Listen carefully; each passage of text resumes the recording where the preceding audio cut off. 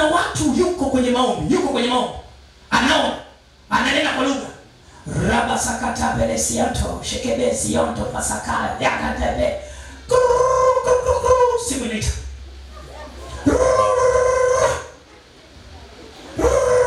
Ngoja niangalie basi kwanza. Yaani hapo tutaye mshakosea.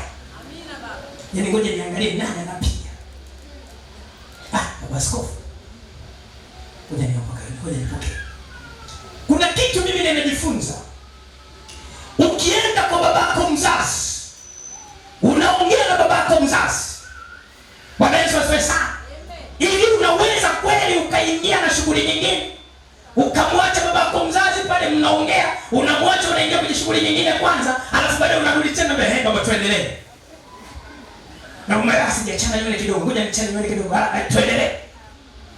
Shida moja ambayo inaleta kwenye maombi, hatumaanishi. Yaani Mungu tunaposimama kwake, Mungu anatuona ya kwamba hatumaanishi kwenye maombi yetu. Kama unaongea na Mungu, simu inaita, unaenda kupokea simu kwanza, uongee na simu umalize, alafu urudi tena kwamba huyo ni Mungu wako kweli. Unaishi na huyo Mungu wako, unaishi na baba pale mbinguni. Tuache mizaa Bwana kwa Mungu.